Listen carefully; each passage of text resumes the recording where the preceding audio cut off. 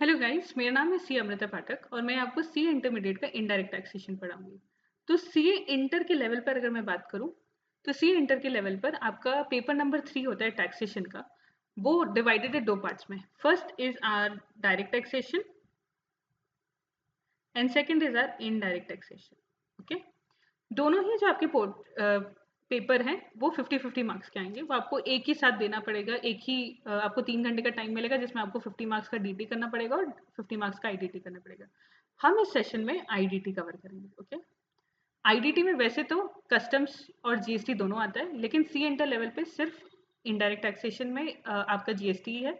Custom वगैरह आपके CA final में आएगा, तो हम सिर्फ जीएसटी के बारे में समझेंगे। ठीक है, अगेन पेपर पैटर्न जो आपका हो चुका है अब वो ऐसा हो गया है कि 30 मार्क्स का आपका आता है एमसीक्यू एंड 70 मार्क्स का आपका रहता है डिस्क्रिप्टिव पेपर, जिसमें आपकी प्रॉब्लम सॉल्विंग थ्योरी के क्वेश्चंस हो सकते हैं, जहाँ पे आपको कभी कभी डायरेक्ट क्वेश्चन आ जाते हैं कि कोई प्रोविजन एक्सप्लेन कर लो, कभी कभी आपको कुछ केस स्टडी टाइप क्वेश्चन रहेगा। एमसीक्यू में भी सेम चीज़ रहेगी कि आपको हो सकता है 1-1.5 पेज की केस स्टडी मिले और उस केस स्टडी को पढ़ के आपको आंसर देना पड़े। हम हर तरह के क्वेश्चंस की प्रैक्टिस भी साथ के साथ करेंगे इसी सेशन इन सेशंस के थ्रू। ठीक है, पर पहले हम ये समझते हैं कि टैक्सेशन क्या होता है। ठीक है, फिर टैक्सेशन को समझने के बाद डायरेक्ट टैक्स इनडायरेक्ट टैक्स क्या है ये समझते हैं। उसके बाद हम करेंगे कि इनडायरेक्ट टैक्स में जीएसटी का मतलब क्या है, जीएसटी कब आया था, कैसे आया था। ठीक है, सो एक एग्जाम्पल लेते हैं कि हमारे पास हमारी एक सीता है। ठीक है, सीता ने अभी अभी एक नौकरी ज्वाइन की है और उस नौकरी में उसको 2 लाख रुपए सैलरी मिलता है। ठीक है, उसने क्या किया, उस सैलरी से एक 50,000 का लैपटॉप खरीदा। ठीक है, अब क्या हुआ, जब वो ये लैपटॉप खरीदने गई थी एप्पल स्टोर के पास और उसने 50,000 का लैपटॉप खरीदा, तो उस एप्पल स्टोर ने उससे 18% जीएसटी कलेक्ट किया। ठीक है, 50,000 पे उसने 18% जीएसटी पे किया। और क्या हुआ, जब ईयर एंड हुआ तो सीता की जो इंटायर इनकम थी वो अप्रॉक्स 24 लैक्स हुई और उस पर इनकम टैक्स ने उससे 4 लाख की इनकम टैक्स डिमांड की। ठीक है, तो ये क्या है, ऐसी इनकम, ऐसे टैक्सेस जो आपकी इनकम पे लगते हैं वो होते हैं आपके इनकम टैक्स, यानी आपका डायरेक्ट टैक्स। ऐसे वो इनकम कुछ भी हो सकती है, it can be interest income, it can be capital gain, it can be आपका प्रॉफिट्स, आपके कोई भी ऐसी इनकम जो आप डायरेक्टली अर्न कर रहे हो और उसके ऊपर एक सर्टेन पोर्शन आपको पे करना पड़ता है, that is a direct tax. Indirect tax क्या होता है कि कोई भी गुड्स को जब आप बेचते हो या सर्विसेज को आप किसी को देते हो और उस पर आप कोई कंसिडरेशन चार्ज करते हो, उस कंसिडरेशन पे आपको एक टैक्स पे करना पड़ता है। जैसे कि आपने कोई कोचिंग सर्विसेज से कोई क्लासेस ली तो उस पर आपने एक सर्टेन जीएसटी पे किया, या फिर आपने कोई भी सर्विसेज ली किसी सॉफ्टवेयर की, किसी एंड्रॉइड एप्लीकेशन की, उस पर आपने कोई पेमेंट किया, उस पेमेंट पे आपको जीएसटी पे करना पड़ता है। सो एनी गुड्स और सर्विसेज जो सप्लाई की, उस सप्लाई पे आपको जीएसटी लगता है। वेर इज अगर मैं बात करूं इनकम टैक्स की, तो इनकम टैक्स उस पोर्शन पर लगता है जो आपकी इनकम का है। अच्छा, टैक्सेस क्यों लगते हैं, तो क्या हुआ कि सेंट्रल गवर्नमेंट को कुछ वेलफेयर एक्टिविटीज करनी पड़ती है एक सोसाइटी में, अपने सिटीजन्स के लिए उनको सड़क बनानी पड़ेगी, उनको पब्लिक इंफ्रास्ट्रक्चर अच्छा तैयार करना पड़ेगा। जैसे अभी हमारी बुलेट ट्रेन बन रही है, तो ये सारी चीजें गवर्नमेंट को करनी पड़ती है पब्लिक को कन्वीनियंस देने के लिए। अब उस कन्वीनियंस को देने के लिए गवर्नमेंट को पैसा चाहिए होगा। वो पैसा कहाँ से आएगा, वो पैसा आता है टैक्सेस के थ्रू, फाइन्स के थ्रू, पेनल्टीज के थ्रू, मिसलिनियस सेल अगर गवर्नमेंट ने कुछ की तो उसमें सबसे बड़ा मेजर पोर्शन होता है हमारे टैक्सेस का।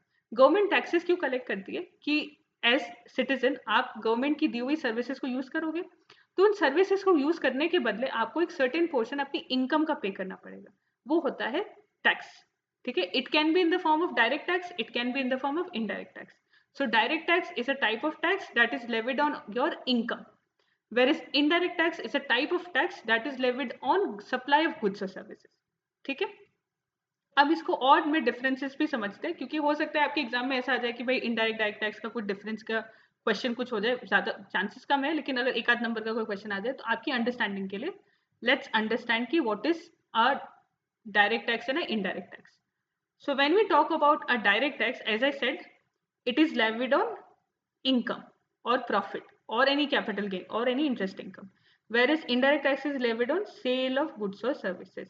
कोई भी गुड्स या सर्विसेज को सेल किया, सप्लाई किया, उस पर। अब क्या होता है, क्या मैं अपनी डायरेक्ट टैक्स की लाइबिलिटी को किसी और पे शिफ्ट कर सकती हूँ क्या? नहीं कर सकती। अगर मेरी इनकम एग्जाम्पशन लिमिट से ऊपर गई तो मुझे टैक्स पे करना पड़ेगा। That is burden of this taxes cannot be shifted. Whereas क्या होता है कि आज सीता गई थी लैपटॉप लेने, सीता ने लैपटॉप खरीदा 50,000 का, उसने 18% का जीएसटी पे किया, ठीक है, पर क्या सीता गई डिपार्टमेंट को ये टैक्स पे करने? नहीं, ये टैक्स किसने पे किया होगा? एप्पल स्टोर के ओनर ने। एप्पल स्टोर के ओनर ने अपना जीएसटी रिटर्न भरा होगा और उस जीएसटी रिटर्न में उसने 18% टैक्स पे किया होगा, ठीक है। तो ये जो 18% का टैक्स पेमेंट हुआ, भले ही सप्लायर की रिस्पॉन्सिबिलिटी है, पर सप्लायर इस टैक्स को कलेक्ट किससे करता है? कस्टमर से।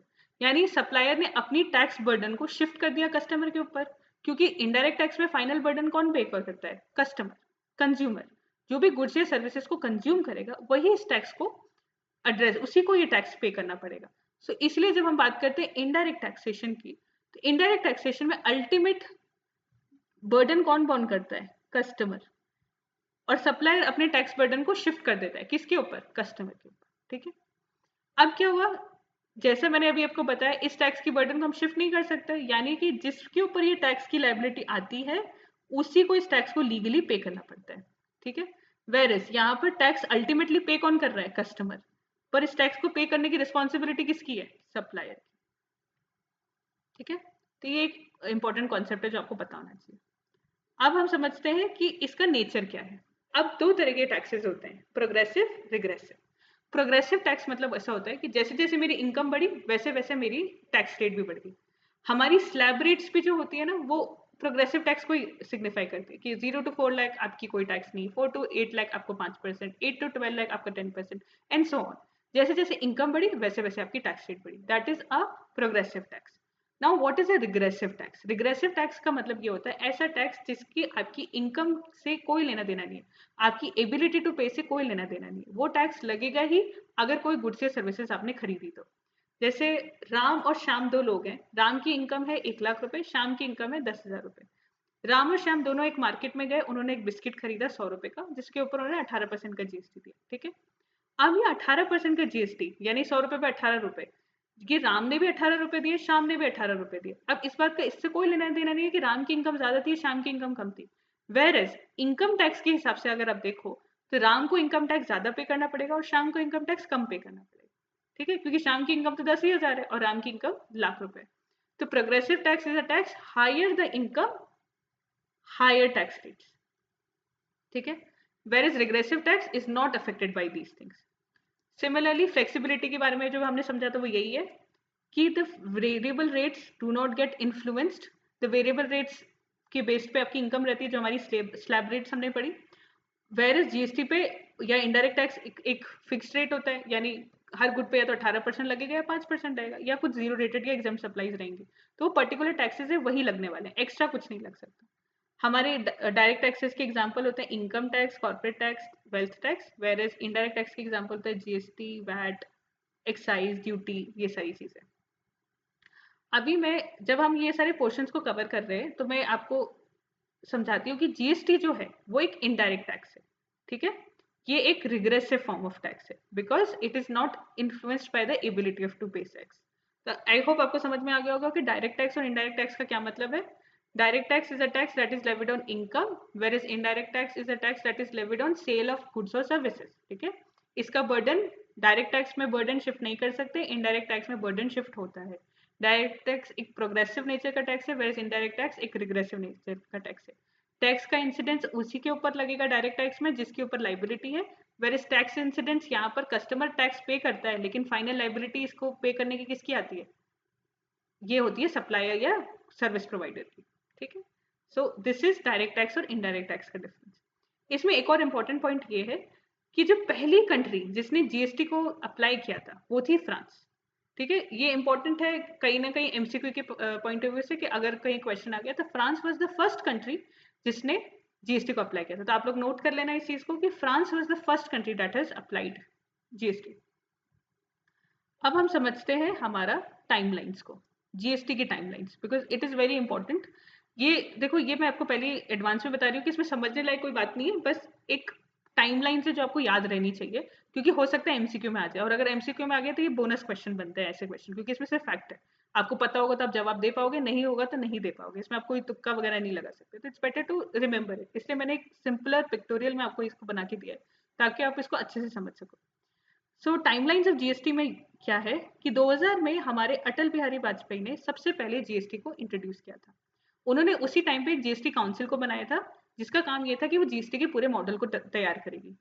फिर क्या हुआ कि 2006 में हमारे फाइनेंस मिनिस्टर थे पी चिदम्बरम जी। उन्होंने क्या किया, उन्होंने 2006-7 के बजट में अनाउंस किया कि 1 अप्रैल 2010 से हमारा जीएसटी एप्लीकेशन स्टार्ट हो जाएगा।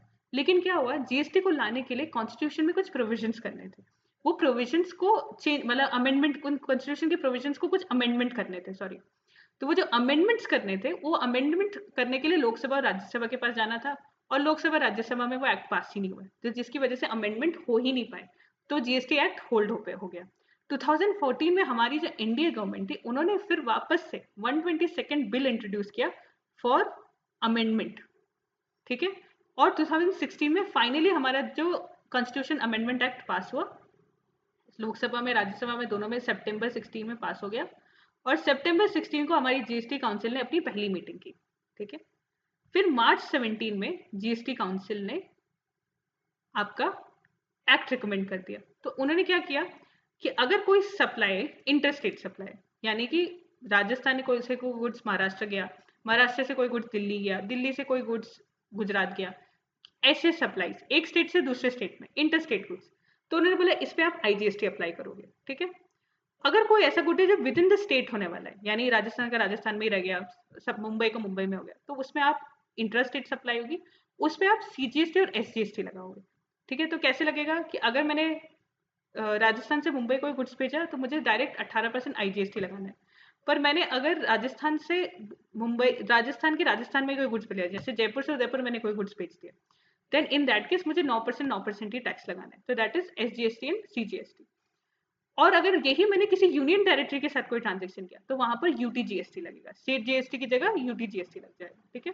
कंपनसेशन सेस एक ऐसा सेस होता है जो कि गवर्नमेंट ने लगाया है टू ऑन लग्जरियस गुड्स, या फिर ऐसे गुड्स जिसको वो डिस्करेज करना चाहती है, जैसे कि टोबैको प्रोडक्ट्स, ठीक है। तो बहुत लग्जरियस गुड्स होते हैं, एरेटेड वाटर वगैरह, जिसपे कंपनसेशन सेस लगता है, वेरिस दूसरी चीजों पे नहीं लगता। इसको हम डिटेल में आने वाली क्लासेस में और अच्छे से समझेंगे कि आईजीएसटी को कैसे कैसे लगाते हैं और सीजीएसटी कैसे कैसे लगता है, यूटीजीएसटी कंपनसेशन सेस क्या था, पर्पस क्या था, हम ये सब समझेंगे।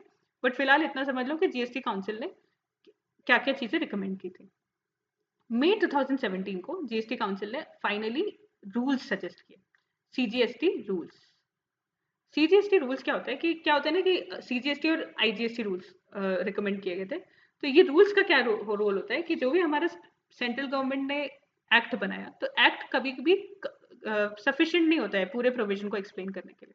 तो रूल्स क्या होते हैं, वो एडिशनल क्लैरिफिकेशंस होती हैं, वो एडिशनल रिकमेंडेशंस होती हैं जो उन एक्ट के साथ आपको पढ़ना है। तो आप एक्ट और रूल्स हमेशा साथ में पढ़ते हो कभी भी किसी एक्ट प्रोविजन को अप्लाई करने के लिए, ठीक है। आगे हम सीजीएसटी रूल्स, आईजीएसटी रूल्स ये सभी पढ़ेंगे, ये सभी समझेंगे। तो फिलहाल आप बस ये समझो कि मई 2017 को आपका जीएसटी रिकमेंडेशन आए। उसके बाद 30 जून 2017 को सारे स्टेट्स ने एक्सेप्ट कर लिया था जीएसटी को, except for Jammu and Kashmir. 1 जुलाई को फाइनली हमने जीएसटी लॉन्च कर लिया, एंड 8 जुलाई को जम्मू एंड कश्मीर ने भी एक्सेप्ट कर लिया, ठीक है। तो 8 जुलाई से लेके आज तक पूरी कंट्री में जीएसटी एप्लीकेबल है, कोई दिक्कत नहीं है जीएसटी को लेके उस रिलेशन में, ठीक है।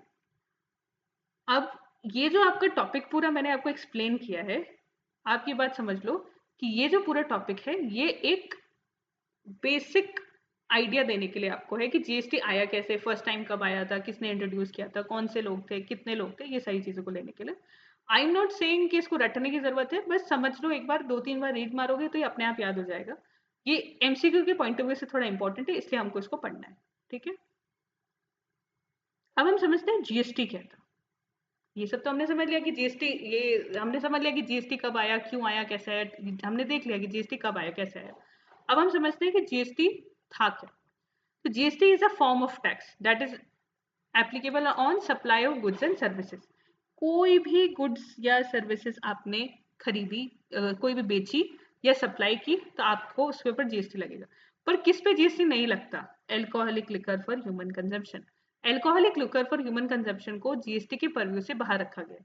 इसके ऊपर वैट एक्साइज लगता है, लेकिन जीएसटी नहीं लगता, ठीक है।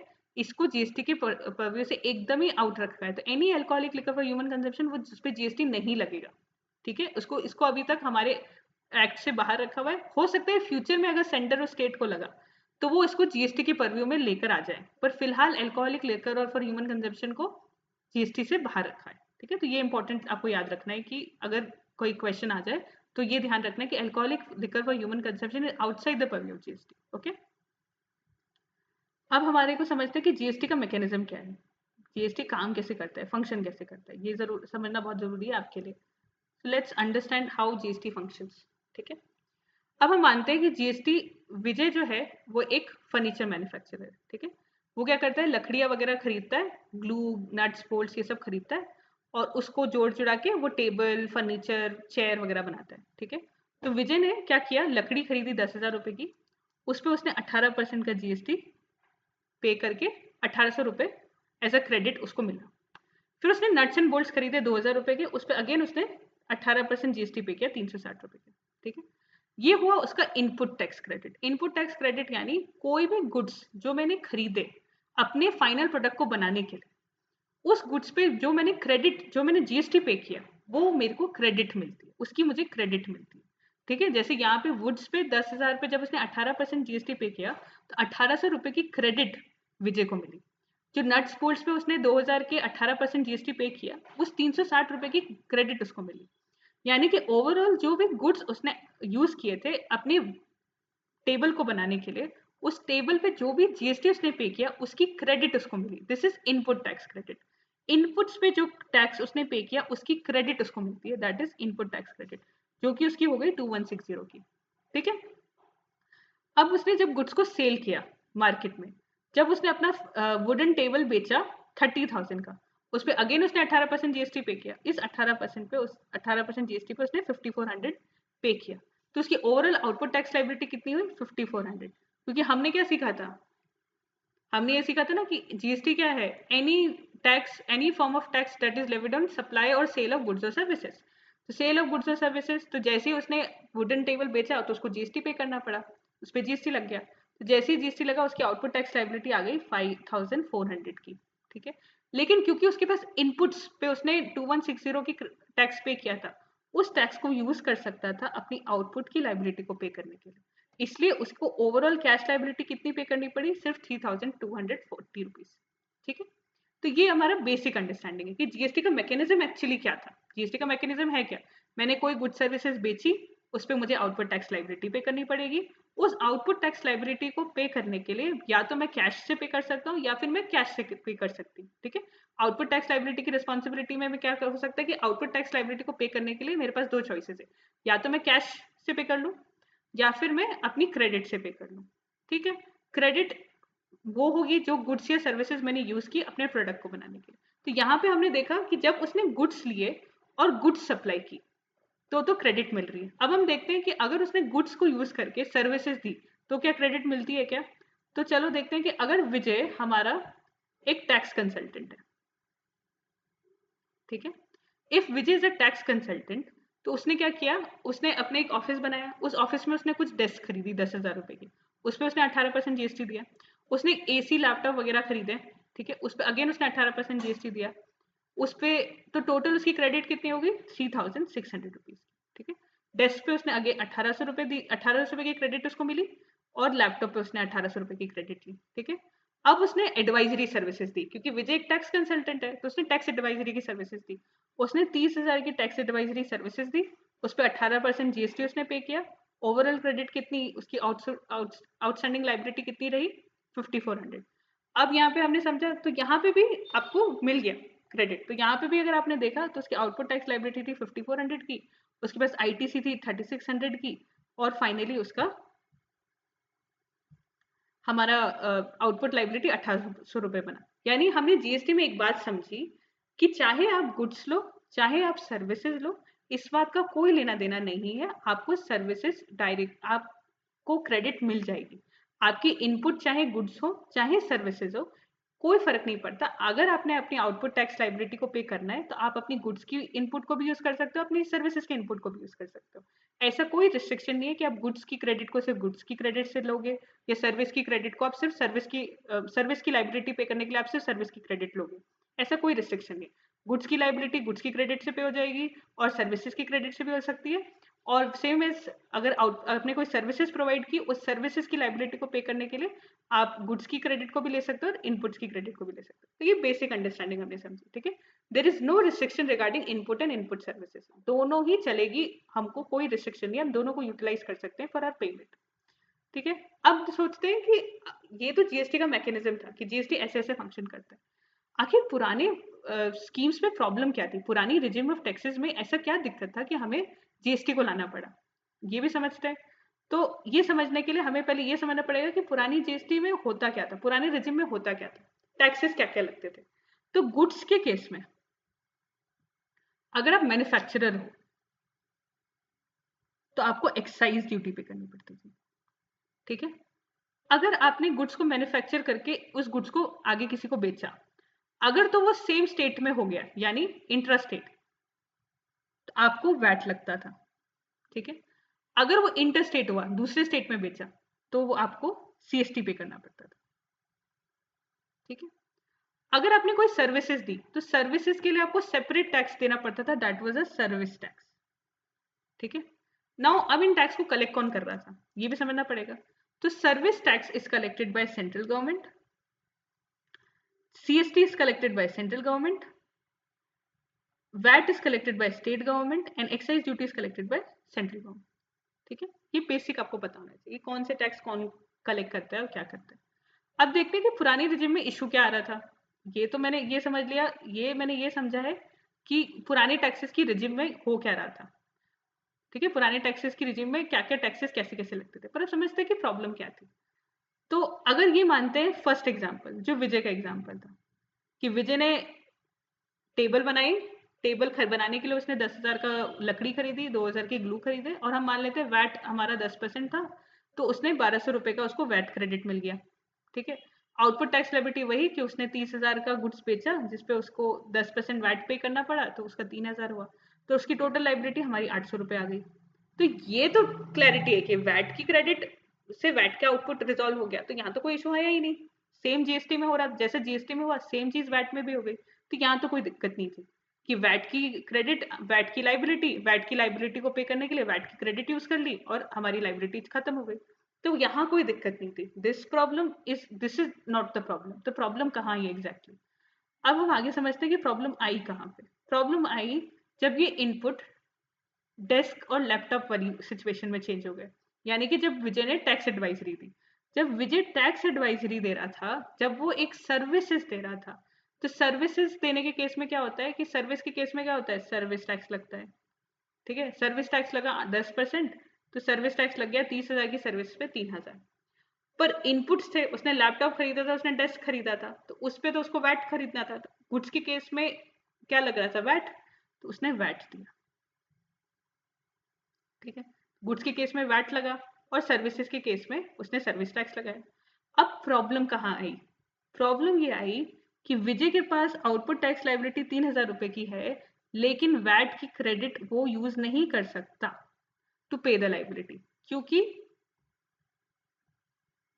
VAT is a state levy and service tax is a central levy. हमने यहाँ पढ़ा था अभी that VAT is a state levy, ये चीज, and service tax is a central government levy. तो कोई भी टैक्स जो सेंट्रल गवर्नमेंट का है वो सेंट्रल गवर्नमेंट पे करेगा। तो सेंट्रल गवर्नमेंट की लाइबिलिटीज को पे करने के लिए आपको सेंट्रल गवर्नमेंट की ही क्रेडिट चाहिए, यानी कि वैट की लाइबिलिटी पे करने के लिए मुझे वैट की क्रेडिट चाहिए, मुझे सीएसटी की क्रेडिट पे लाइबिलिटी पे करने के लिए सीएसटी क्रेडिट चाहिए, सर्विस टैक्स की लाइबिलिटी को पे करने के लिए मुझे सर्विस टैक्स की क्रेडिट चाहिए। सेट ऑफ अलाउड नहीं था, स्टेट के टैक्सेस का सेट ऑफ सेंटर के टैक्सेस से सेट ऑफ करना अलाउड नहीं होता। इसको इजी एग्जांपल से समझे तो वैट, वैट से सेट ऑफ चलेगा, पर वैट का सर्विस टैक्स से नहीं चलेगा, सर्विस टैक्स का वैट से नहीं चलेगा, लेकिन सर्विस टैक्स का सर्विस टैक्स से चल जाएगा, ठीक है। तो ये बेसिक आपको समझना है कि वैट का अगर आपका आउटपुट लाइबिलिटी है तो वैट की क्रेडिट से सेट ऑफ तो हो रहा था, पर वैट का आउटपुट की लाइबिलिटी सर्विस टैक्स के उससे नहीं हो रही थी, तो ये एक प्रॉब्लम थी। अभी हमने जीएसटी में देखा ना, ऐसी कोई इशू आ ही नहीं रहा था, जीएसटी में ऐसा कोई दिक्कत नहीं है, पर वैट में ये इशू था। इसीलिए इस जीएसटी को लेकर आए कि ये जो बड़ी सी एक प्रॉब्लम है, इस प्रॉब्लम को रिजॉल्व करने के लिए, क्योंकि हो क्या रहता है, अब कभी कभी कोई कस्टमर है, उसके पास है ही नहीं सर्विस टैक्स की, उसके पास सर्विस टैक्स का ही सारा, उसके इनपुट सारे गुड्स ही हैं, और उसके पास लाइबिलिटी सारी सर्विस टैक्स है, तो वो बेचारे को कैश में पेमेंट करना पड़ रहा था, इवन दो उसके पास वैट की क्रेडिट थी। तो वो वैट की क्रेडिट उसके पास, तो उसके लिए तो डबल कॉस्ट हो रही थी, क्योंकि उसको सर्विस टैक्स भी पे करना पड़ रहा है, प्लस वो वैट की क्रेडिट को यूटिलाइज नहीं कर पा रहा। तो अल्टीमेटली वो इस बर्डन को कहाँ डालेगा, कस्टमर के ऊपर। तो ये डबल टैक्सेशन का एक प्रॉब्लम था, एक्स्ट्रा टैक्स हो रहा है, टैक्स पे टैक्स लगता जा रहा है। तो ये एक बहुत बड़ा प्रॉब्लम था कि सेट ऑफ अलाउ नहीं होता था, सीएसटी का सेट ऑफ अलाउड नहीं था, एक्साइज और वैट का सेट ऑफ अलाउड नहीं, वैट और एक्साइज का सेट ऑफ अलाउड नहीं था, सर्विस टैक्स और वैट का सेट ऑफ अलाउड नहीं था। तो ये सेट ऑफ ना अलाउड होने की वजह से प्रॉब्लम आ रही थी। ठीक है, दूसरा इशू क्या हुआ, दूसरा इशू था कास्केडिंग इफेक्ट। अच्छा, कास्केडिंग इफेक्ट आप लोग समझ लीजिए, क्योंकि ये आपके जीएसटी में बहुत जगह यूज हो सकता है, बहुत जगह ये टर्म आपके आ सकता है, बहुत सारी जगह पे ये आएगा ही आएगा। तो कास्केडिंग इफेक्ट मतलब होता है टैक्स पे टैक्स लगना। एक ही गुड्स पे एक बार टैक्स लग गया, फिर उस टैक्स के ऊपर भी वापस टैक्स लग गया, उसको टैक्स ऑन टैक्स बोलते हैं, कास्केडिंग इफेक्ट। इसको एक एग्जांपल से समझते हैं हमारे। तो हरीश हमारा एक मैन्युफैक्चरर है, ठीक है, हरीश ने एक गुड्स बनाए 10,000 रुपए के, ठीक है, उस पर उसने एक्साइज पे किया 1,000 रुपए का, ठीक है, ओवरऑल वैल्यू कितनी हुई, 11,000 रुपए। अभी हमने समझा था कि 11,000 रुपए, हमने एक चीज समझी थी कि जब भी गुड्स मैन्युफैक्चर करते हैं तो हमें एक्साइज ड्यूटी पे करना पड़ता है। तो होता क्या था कि जब भी मैन्युफैक्चर कोई गुड्स मैन्युफैक्चर करता था, तो ड्यूरिंग द प्रोडक्शन स्टेज उसको एक्साइज ड्यूटी पे करनी पड़ती थी। तो यहाँ पर जब उसने 10,000 के गुड्स मैन्युफैक्चर किए, तो प्रोडक्शन के स्टेजेस में उसने एक्साइज ड्यूटी पे कर लिया, तो उसकी ओवरऑल गुड्स की वैल्यू अब 11,000 रुपए हो गई, जिसमें एक्साइज ड्यूटी इंक्लूडेड। ठीक है, अब जब वो इस गुड्स को बेचने जाएगा, तो बेचते वक्त उसको वैट लगता था।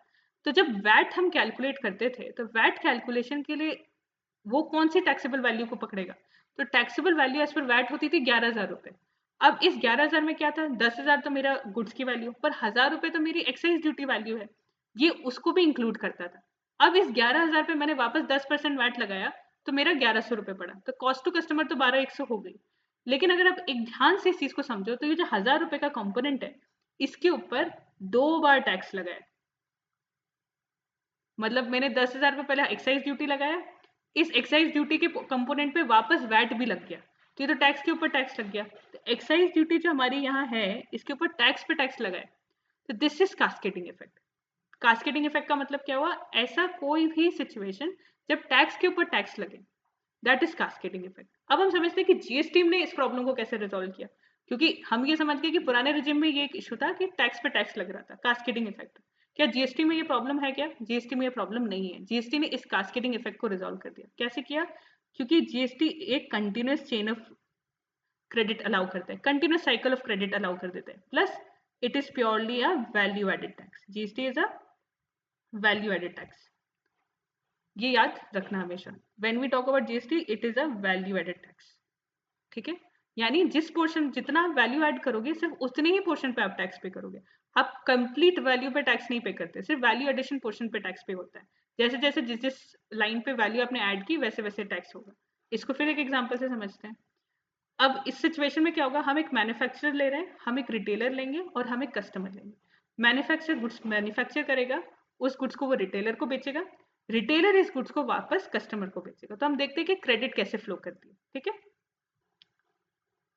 अब जैसे यहाँ पर हमारे ये एग्जाम्पल है, मैन्युफैक्चरर ने 1,00,000 रुपए के गुड्स बनाए, ठीक है, उस पे उसने 5,000 की जीएसटी पे की। ठीक है, अब इस 1,00,000 पे जब 5,000 की जीएसटी पे की, तो उसने रिटेलर को कितने में बेचा, 1,50,000 में। रिटेलर के पास गुड्स कितने पे आए, 1,05,000 के। अब रिटेलर की कॉस्ट कितनी हुई इस गुड्स में, रिटेल की कॉस्ट कितनी हुई, 1,00,000 रुपए तो उसका गुड्स था, और 5,000 रुपए की उसकी जीएसटी। ये हमने यहां से समझा। ठीक है, तो ये जो चीज आप देख रहे हो,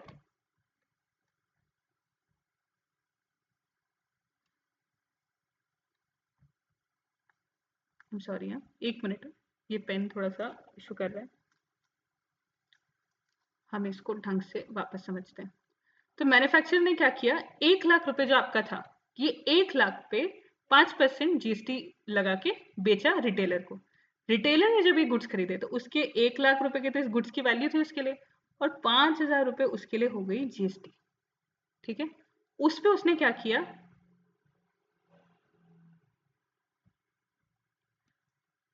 उस पे उसने क्या किया, हमारा 10,000 का प्रॉफिट ऐड किया। अब रिटेलर कुछ तो प्रॉफिट कमा के कस्टमर को बेचेगा ना, ऐसे थोड़ी कि सीधा कॉस्ट पे बेच देगा। तो उसने 10,000 का प्रॉफिट ऐड किया और उसने उसको बेचा। जब उसने इस गुड्स को बेचा तो उसने बेचा 1,10,000 रुपए में। इस पे उसने 5% का जीएसटी पे किया। 5% का जीएसटी हुआ 1,05,500।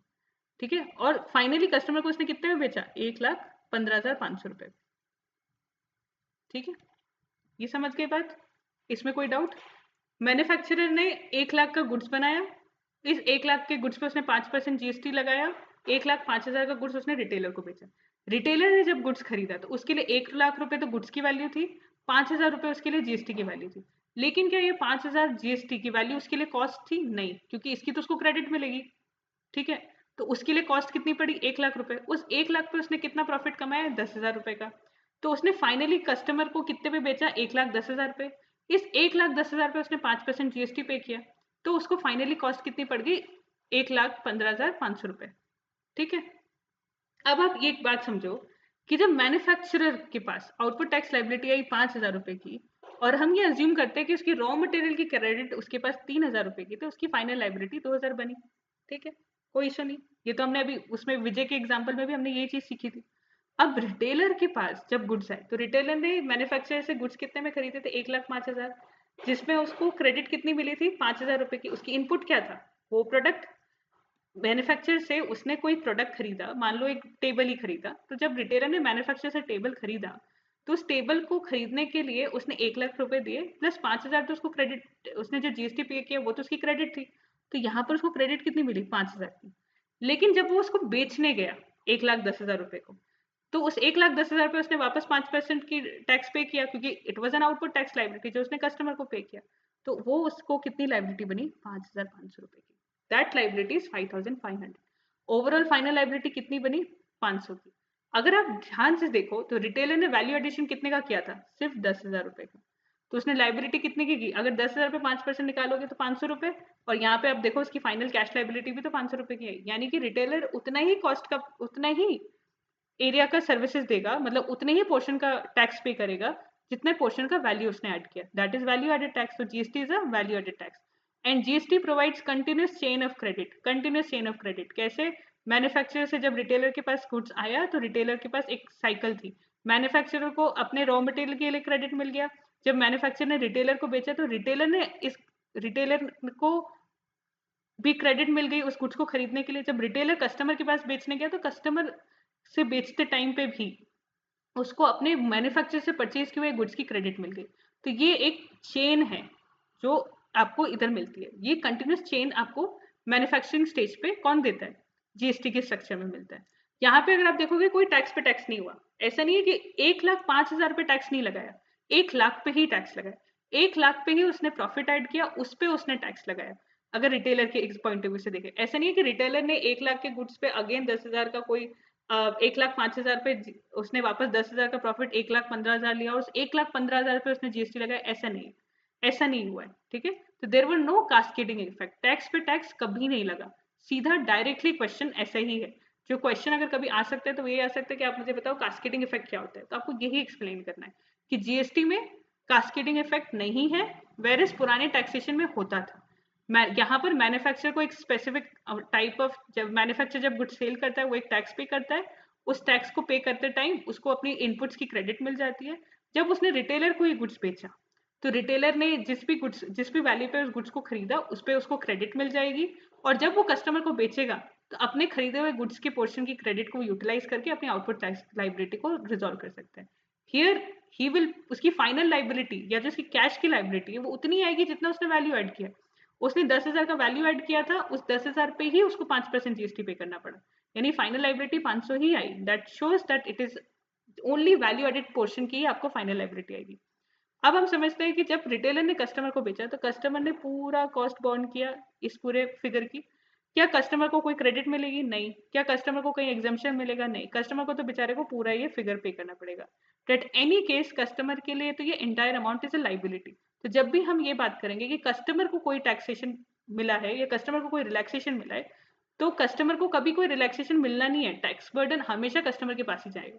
एवरी टाइम एनी टाइम जब हम टैक्स के बारे में बात करेंगे तो हमें ये याद रखना है कि tax liability is always of customers. Okay, every time when a tax is paid the liability is always of a customer, it is not for anybody else's. Indirect tax में हमेशा लाइबिलिटी कस्टमर की ही आएगी। तो GST में हमने 3 चीजें सीखी थी। हमने जीएसटी में क्या क्या सीखा कि GST is a destination based tax, GST is a dual structure tax. GST में क्या हुआ कि जीएसटी में कोई कास्केडिंग इफेक्ट नहीं होता। GST is a value added tax. GST हमें कंटिन्यूस चेन ऑफ साइकिल देता है। कंटिन्यूस साइकिल है, इधर से इधर गई, इधर से उधर, अगर मैन्युफैक्चर से रिटेलर के पास गया, रिटेलर से कस्टमर के पास गया, थ्रू आउट साइकिल में क्रेडिट चलती रही। This is a continuous cycle. ठीक है, तो ये चीज समझने की जरूरत है। तो फिलहाल हमने ये 3 पॉइंट तो अच्छे से समझ गए कि GST is a value added tax, GST में कोई कास्केडिंग इफेक्ट नहीं होता, जीएसटी में कंटिन्यूस साइकिल रहती है। ठीक है, अब जीएसटी एक डुअल टैक्स है, जीएसटी एक डेस्टिनेशन बेस्ड टैक्स है। ये हम आगे पढ़ेंगे, आगे आने वाली क्लासेस में हम इनको भी अच्छे से समझेंगे। पर हमें ये समझना चाहिए कि जीएसटी में ये सारे पॉइंट ऑफ व्यूज रहते हैं। तो ये हम आगे और आने वाली क्लासेस में और अच्छे से अंडरस्टैंड करेंगे कि वो क्या होता है। अब एक और चीज थी जो जीएसटी ने एलिमिनेट की। पुराने जो रेजिम में क्या होता था कि कुछ सर्विसेज या कुछ प्रोडक्ट ऐसे थे जो सर्विसेज भी होते थे और जो गुड्स भी होते थे। जैसे कि सॉफ्टवेयर है, कंस्ट्रक्शन कॉन्ट्रैक्ट है। इसमें क्या होता है कि आदमी जो कोई भी सप्लायर है वो गुड्स भी सप्लाई करता है, वो सर्विसेज भी सप्लाई करता है। तो स्टेट गवर्नमेंट बोलती थी क्योंकि इसमें गुड्स सप्लाई है तो इस पर वैट लगना चाहिए, और सेंट्रल गवर्नमेंट बोलती थी क्योंकि ये सर्विसेज है इस पे सर्विस टैक्स लगना चाहिए। तो होता क्या था, एक ही प्रोडक्ट पे सर्विस टैक्स भी पे करना पड़ता था और सेंट्रल गवर्नमेंट को वैट भी मतलब सेंट्रल गवर्नमेंट को सर्विस टैक्स दे रहे थे और वैट स्टेट गवर्नमेंट को दे रहे थे। तो कहीं ना कहीं एक ही प्रोडक्ट पे दो दो टैक्सेस लग रहे थे। तो ये डबल टैक्सेशन हो रहा था। तो अब ये क्या प्रॉब्लम थी, ये मेरे कस्टमर के लिए भी प्रॉब्लम है, क्योंकि कस्टमर को 2 बार टैक्स पे करना पड़ रहा है, क्योंकि सप्लायर खुद थोड़ी टैक्स पे करेगा, सप्लायर तो कस्टमर से टैक्स वसूलेगा। तो कस्टमर के लिए वो प्रॉब्लम, और सप्लायर के लिए ये दिक्कत कि उसको दोनों प्रोविजन को ध्यान रखना पड़ रहा था। उसको सर्विस टैक्स को भी के लिए भी टैक्स पे करना पड़ रहा था और उसको वैट भी देना पड़ रहा था। तो उसको सेंट्रल गवर्नमेंट को भी टैक्स पे करना पड़ रहा है और उसको स्टेट गवर्नमेंट को भी टैक्स पे करना है। तो उसको दोनों प्रोविजंस को ध्यान रखना पड़ता था। तो ये एक बहुत ज़्यादा एडिशनल बर्डन है। तो ये प्रॉब्लम को सॉल्व कैसे हुआ जीएसटी में, तो ये भी हम आगे पढ़ेंगे। पर इसको समझने के लिए हम समझते हैं कि जीएसटी में एक शेड्यूल नंबर 2 होता है। शेड्यूल 2 में स्पेसिफिकली डिफाइन किया कि गुड्स क्या होते हैं और सर्विसेज क्या होती है, ताकि ओवरलैपिंग टैक्स डिमांड ना आए। ठीक है, क्या चीज गुड्स है उस पर गुड्स का टैक्स लग जाएगा, क्या चीज सर्विसेज उस पर सर्विस का टैक्स लग जाएगा। तो शेड्यूल नंबर 2 जो हमारा होता है, जो जीएसटी का है, उसमें उन्होंने क्लियरली डिफाइन किया। हम आने वाले जब हम सप्लाई पढ़ेंगे उसमें हम समझेंगे कि कैसे शेड्यूल 2 में सर्विसेज और गुड्स को डिफाइन किया है, कि कौन सी चीजों को हम सर्विसेज बोलेंगे, कौन सी चीजों को हम गुड्स बोलेंगे। ठीक है, पर यहाँ अभी एक बार समझने के लिए समझो कि ये डबल टैक्सेशन की जो प्रॉब्लम थी इसको भी जीएसटी ने रिजॉल्व किया। ठीक है, अब फाइनली एक लास्ट प्रॉब्लम जो थी वो थी मल्टीप्लिसिटी ऑफ टैक्सेस। बहुत ज्यादा टैक्सेस थे मार्केट में। ठीक है, एक ही प्रोडक्ट पे सर्विस टैक्स भी लगता था, कस्टम ड्यूटी भी लगती थी, एंटरटेनमेंट टैक्स भी लगता था, लग्जरी टैक्स भी लगता था, वैट भी लगता था, स्टेट टैक्सेस भी बहुत सारे लगते थे, एडवर्टाइजमेंट टैक्स लगता था, लॉटरी टैक्स लगता था। एक ही प्रोडक्ट पे 1000 तरह के टैक्स लगते थे। तो अब होता क्या था कि गवर्नमेंट को एक तो इन सारे टैक्सेस को कलेक्शन करने में प्रॉब्लम है, क्योंकि अब इतने सारे टैक्सेस को ट्रैक करना मुश्किल हो रहा था। और जो अब सप्लायर है उसको ये सारे टैक्स की प्रोविजन को समझने में दिक्कत आती थी। उसको ये ध्यान रखना पड़ता था कि मुझे ये टैक्स भी लगाना है, मुझे ये सारे टैक्सेस को भी अप्लाई करना है, कोई भी प्रोविजन, कोई भी ऐसा टैक्स ना हो जो नहीं लगाना रह जाए। तो कहीं ना कहीं गवर्नमेंट के लिए इशू था। सेंट्रल गवर्नमेंट को ये सारे टैक्सेस को मैनेज करने में इशू आ रहा था, स्टेट गवर्नमेंट के लिए भी दिक्कत था।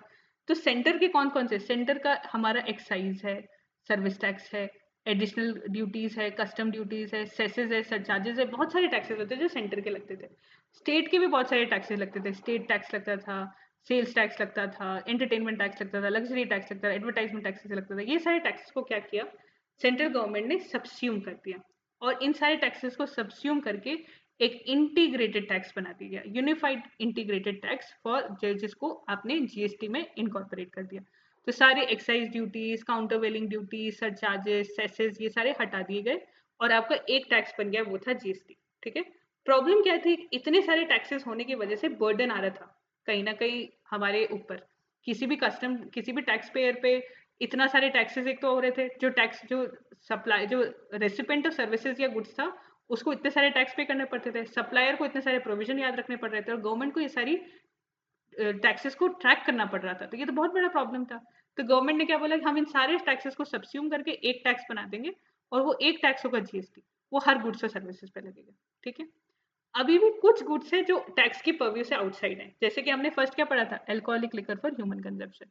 तो जो alcoholic liquor for human consumption है उसके ऊपर कोई टैक्स जीएसटी नहीं लगता, it is kept outside the purview of GST. जो पेट्रोल है उस पे सेंट्रल एक्साइज और स्टेट वैट लगता है। ठीक है, जो पेट्रोल हमारा होता है उसके ऊपर हम सेंट्रल एक्साइज और वैट लगाते हैं, हमेशा याद रखना, सेंट्रल एक्साइज और वैट उस पर लगता है। ठीक है, जो पेट्रोलियम क्रूड के लिए गवर्नमेंट ने क्या बोला कि जीएसटी काउंसिल चाहे तो फ्यूचर में एक डेट से इसके ऊपर जीएसटी लगा सकती है, पर वो डेट क्या होगी अभी तक डिफाइंड नहीं है। होता क्या है ना, पेट्रोलियम क्रूड वगैरह जो है ये ऐसे प्रोडक्ट है जिसके ऊपर वैट और एक्साइज का पोर्शन बहुत हाई है। ठीक है, और ये वैट और एक्साइज जो है वो सेंटर का एक बहुत बड़ा रेवेन्यू का पोर्शन है।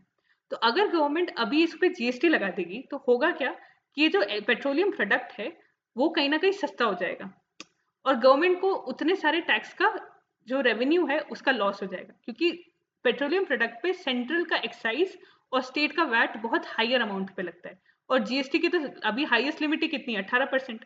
तो 18% से ऊपर तो हम लगा नहीं पाएंगे। तो इसीलिए अपने रेवेन्यू लॉस को प्रोटेक्ट करने के लिए गवर्नमेंट ने अभी फिलहाल पेट्रोलियम प्रोडक्ट को बाहर रखा गया। इस पेट्रोलियम प्रोडक्ट में बहुत सारे प्रोडक्ट्स आएंगे, हम आगे और उसको समझेंगे कि पेट्रोलियम प्रोडक्ट में कौन कौन से, इसमें एविएशन टर्बाइन फ्यूल है, इसमें डीजल है, इसमें पेट्रोल है, इसमें हाई स्पिरिट डीजल है, क्रूड ऑयल्स है, ये सारे प्रोडक्ट्स है। तो सारे फैक्टर इस पेट्रोलियम प्रोडक्ट में अवेयर होते हैं।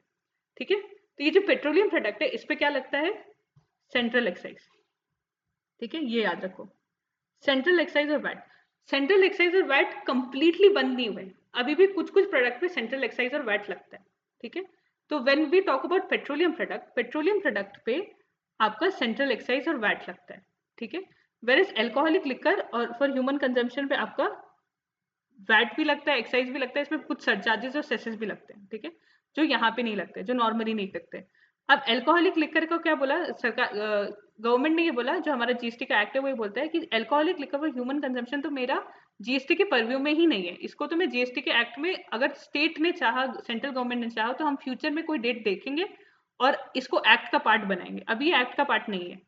वेर इज पेट्रोलियम प्रोडक्ट ऐसा है जो इस पे हम जीएसटी काउंसिल चाहे तो एक पर्टिकुलर डेट से जीएसटी लगा सकती है, अभी वो डेट डिफाइन नहीं की है। ठीक है, तो ये समझना है कि पेट्रोलियम प्रोडक्ट पे जीएसटी क्यों नहीं लगाया गया, क्योंकि इस पे एक्साइज और वैट का पोर्शन बहुत हाई होता है। तो अगर गवर्नमेंट ने इसके ऊपर जीएसटी लगा दिया तो कहीं ना कहीं गवर्नमेंट का रेवेन्यू लॉस बहुत ज्यादा हो जाएगा। तो उस रेवेन्यू लॉस को रिकवर कैसे करेंगे, तो जब तक एक ऐसा मैकेनिज्म नहीं डेवलप होता कि ये पेट्रोलियम क्रूड को हमारे हमारे लिए सस्ता हो जाए, या पेट्रोलियम क्रूड के प्रोडक्ट हमारे लिए उस लेवल पर आने लगे कि हम उसको सस्ता कर सकें, तब तक गवर्नमेंट जो है पेट्रोलियम क्रूड पे जीएसटी नहीं लगाएगी। ये मतलब ऐसे नहीं, कहीं बुक वगैरह में नहीं लिखा, ये जो मैं लॉजिक है ये लॉजिक के हिसाब से बता रही हूँ। इन जनरल आपको क्या याद रखना है वो ये कि पेट्रोलियम प्रोडक्ट को जीएसटी काउंसिल एक डेट डिसाइड करके उस दिन से जीएसटी लगेगा। वेर इज एल्कोहलिक लिकर और ह्यूमन कंजम्पशन पे जीएसटी नहीं है, it is outside the purview of GST. ठीक है, वेर इज पेट्रोलियम प्रोडक्ट पे लग सकता है, when it will happen at a date when council will decide. कुछ और टैक्सेस है जो जीएसटी में नहीं ऐड किए गए, इलेक्ट्रिसिटी टैक्सेस, ये इलेक्ट्रिसिटी बोर्ड का है, तो इलेक्ट्रिसिटी पे जो ड्यूटीज लगती है ना, सरचार्जेस और वगैरह लगते हैं, वो जीएसटी, उस पर जीएसटी नहीं लगेगा, वो इलेक्ट्रिसिटी अलग है। प्रॉपर्टी टैक्सेस जो म्युनिसिपल बॉडीज के टैक्सेस होते हैं वो वही रहेंगे। Stamp duty will not, stamp duty चलता रहेगा। मोटर वगैरह पे जो टैक्स लगता है वो चलता रहेगा, और बेसिक कस्टम ड्यूटी जो थी वो चलती रहेगी, यानी इंपोर्ट एक्सपोर्ट जो करोगे उस पर कस्टम ड्यूटी लगेगा, उस पर जीएसटी नहीं लगेगा। कोई अपने स्टेट टैक्स या रोड टैक्स वगैरह, जो रोड टैक्स वगैरह आप पे करते हो वो नहीं, जीएसटी का उस पर जीएसटी नहीं लगेगा। स्टैम्प ड्यूटी वगैरह रहेगी वैसी, तो कोई भी स्टैम्प ड्यूटी अपने कोई भी डॉक्यूमेंटेशन वगैरह कराया होगा कभी लीगल डॉक्यूमेंट, तो उस पर स्टैम्प ड्यूटी लगेगी, उस पर जीएसटी नहीं लगेगा। कोई भी प्रॉपर्टी वगैरह पे कोई भी जीएसटी नहीं लगेगा, उस पर प्रॉपर्टी टैक्स ही लगेगा। इलेक्ट्रिसिटी बोर्ड के जो सरचार्जेस और जो चार्जेस लगते हैं उस पर हमेशा इलेक्ट्रिक स्टेट ड्यूटीज ही लगेंगे। इन चीज़ों को आपने जीएसटी से बाहर रखा है। अदरवाइज ये सारे जो टैक्सेस हैं इसको सब्स्यूम करके एक एक सिंगल टैक्स बना दिया गया, वो था जीएसटी टैक्स। ठीक है, ये जो मल्टीप्लिसिटी ऑफ टैक्सेस थे इसकी वजह से प्रॉब्लम आ रही थी। इन प्रॉब्लम को रिजॉल्व करने के लिए एक सिंगल टैक्स बनाया गया। ठीक है, तो आज का सेशन हम यहीं तक रखते हैं, क्योंकि बहुत ज़्यादा अगर मैं एक साथ कवर करने लगूंगी तो आपको समझ में नहीं आएगा। तो फिलहाल मैंने इसको इतना ही रखा है। अगर आपको ये पसंद आया हो तो आप प्लीज़ चैनल को लाइक कीजिएगा, सब्सक्राइब कीजिएगा और शेयर कर दीजिएगा। और आपको अगर कोई भी डाउट है तो आप कमेंट्स में प्लीज़ डाल दीजिएगा, मैं उसको एड्रेस कर लूँगी। तो आई होप आपको ये वीडियो पसंद आया होगा। और आगे अगले लेक्चर्स में हम जीएसटी के बारे में और समझेंगे कि जीएसटी का कॉन्स्टिट्यूशनल प्रोविजंस क्या क्या हुए, जीएसटी को लाने के फायदे क्या क्या हुए, कौन कौन से स्पेसिफिक सेक्शंस है जिसको जिसको जीएसटी के पर्व्यू में रखा गया, किसको हटाया गया है। हम ये सारी डिटेल में डिस्कशन कल करेंगे। ठीक है, चलिए गाइस, अब मैं लेक्चर यहीं ख़त्म करती हूँ। आपको कुछ भी डाउट हो तो आप कमेंट सेक्शन में डाल दीजिएगा।